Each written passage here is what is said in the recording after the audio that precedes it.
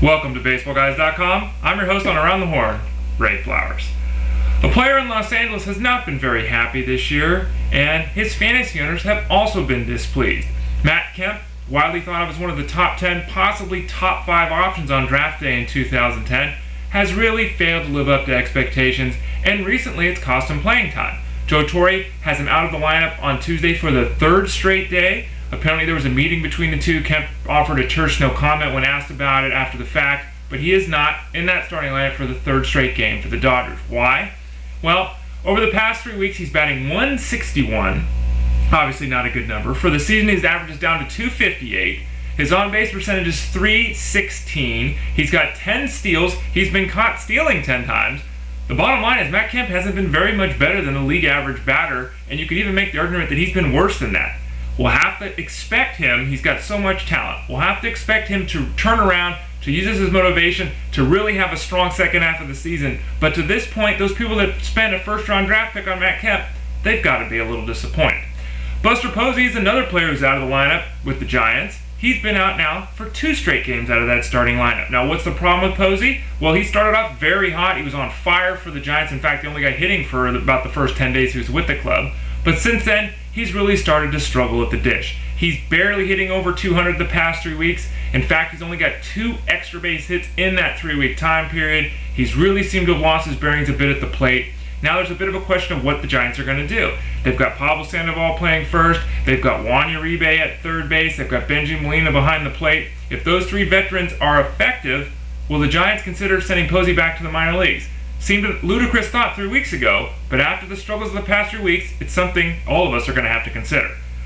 Crawford. Good news with Crawford. He's been out of the lineup with a shoulder injury. He's back in that starting lineup on Tuesday. Now, had a little bit of a start and stop here. He had a pinch running appearance, kind of tweaked it again, but he's going to give it a go on Tuesday night. He says he's feeling a lot better, though of course he won't know how he's going to feel until he actually has to respond in a game scenario. But he's back in the lineup. He's going to hopefully return to that top 10 form that he's flashed throughout the season in the fantasy game. Look for Crawford to maybe not run with abandon or hit too many home runs in the short term, but at least he's back in the active lineup. Jason Heyward is a player who's not going to be in the active lineup for at least a couple of weeks. Now, he's got a thumb injury. The numbers are really diametrically opposed. At the start of the year, when he was healthy, he basically had an OPS of around 1,000. Since the thumb injury, that number almost dropped in half. It's down in the 500s. Really struggled because of it. Hasn't been able to overcome it. The Braves placed him on the disabled list. They're hopeful it'll be back in 2 weeks. That'll be able to play through the injury. It's going to require time off, surgery, something like that in the long term. Hopefully they can get the swelling down, maybe get him a brace, something like that to allow him to return effectively, but it's probably going to be something we're going to have to monitor for the rest of the season. Now, what are they going to do? Well, with Nate McLouth also out with his head injury, the Braves have already been forced to put Melky Cabrera in the lineup every day. He's hitting very well over 300 the past couple of weeks. Now, the situation is, what do they do with that spot from Heyward? It's probably going to be a combination of Eric Hinske and Matt Diaz. Now, Diaz had an injury with his wrist. He's just been brought off the disabled list today, so he'll be back. He'll probably face most of the lefties. Hinske will probably get most of the work in righties. So remember the names of Diaz and Hinske if you're in NL-only leagues.